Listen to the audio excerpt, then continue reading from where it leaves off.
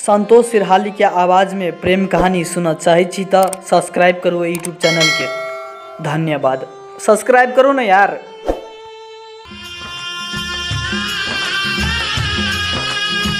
आदरणीय श्रोतागण, कार्यक्रम संचालक मैथिली स्टार इंटरटेनमेंट के साथ में हम अनिल शाह सब दिन जका आजुक दिन हम फेर से उपस्थित भ गेल छी। दुख से भरल प्रेम कथा लक दुनिया में बहुत जना केकरो न केकरो से प्रेम करत रहैया, लेकिन किछ कारण से प्रेम अधूरा रह जाइया। धोखा दिल के प्यार में पीरितिया रे, कैसे के बतैयो दिल के बतिया रे, धोखा दिल के प्यार में पीरितिया रे। छोड़ के हमरा तू हर जाई, खोज मिलके दोसर संगतिया रे, कैसे के बतैयो दिल के बतिया रे, धोखा दिल के प्यार में पीरितिया रे। जब मानव भक कोनो माई के पेट से जन्म लै छी तो माई के सपना रहे छे कि हमर संतान किछ नीक करे, मन के मंदिर में सपना सजावत रहे छे, लेकिन वो बच्चा किछ गलत संगत में पड़ कर अपन माई बाबूजी के सपना चकनाचूर कर दैया, प्रेमक रोग लगा लिया, अपन जिंदगी नष्ट कर लिया। प्रेमक रोग एहन नशा होय छे कि मानव के जिंदगी खराब करे शमशान तक पुगा दैया। प्रेमक शब्द एहन शब्द अछि कि शब्द पर दुनिया टिकल अछि, लेकिन समाज में भेल कुरीति के कारण से ई सब खराब भ चुकल अछि। कि प्रेम करना कोनो पाप अछि? नहीं साथी सब, कोनो पाप नहीं छे। पाप तो ऊ अछि जे 7 जन्म के क्रिया खा कर छोड़ कर चल जाइए, फूल सन जिंदगी में नागिन बन कर डस लैया। पाप तो ई अछि साथी सब, पाप तो ई अछि सुंदर सन जीवन में जहर मिला कर चल जाइए, जहर पिएला मजबूर कर दिया साथी सब, जहर पिएला मजबूर कर दिया।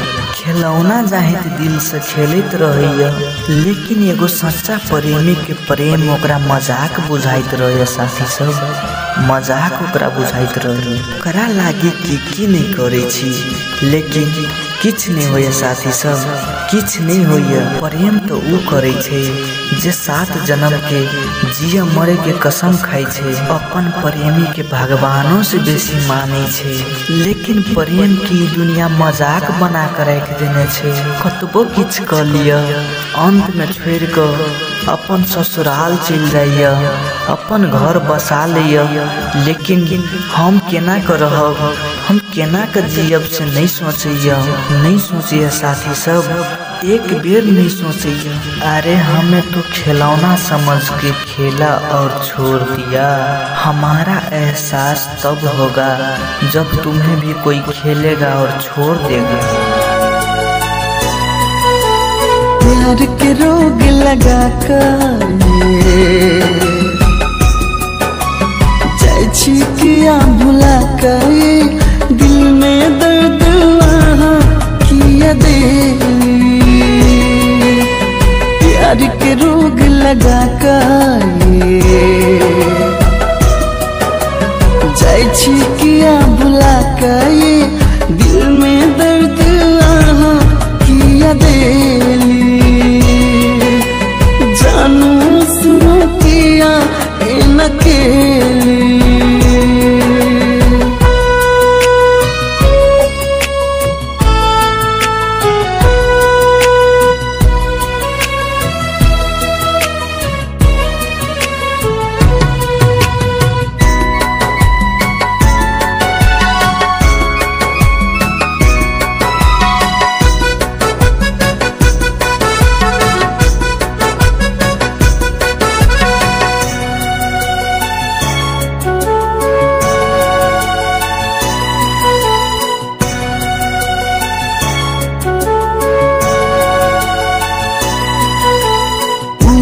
बात वो मुलाकात सपना में रोज आवे, मीठ बात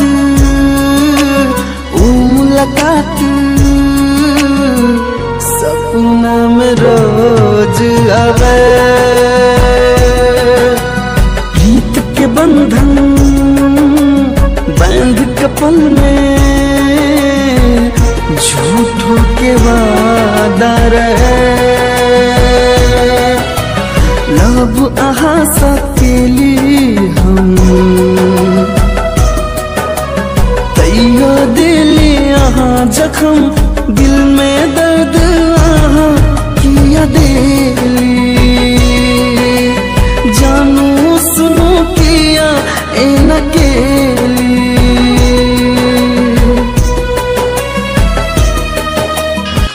अगर अहाँ सबके ई प्रेम कथा निक लगैया त ई चैनल के सब्सक्राइब क के बेल आइकन दबावला नहीं भूलू। अगर अहूँ सब चाहे छी अपन दिल के दर्द कम करी तो आओ इस चैनल के माध्यम से अपन प्रेम कहानी अपन जिंदगी में घटल घटना सबके प्रसारण कराओ।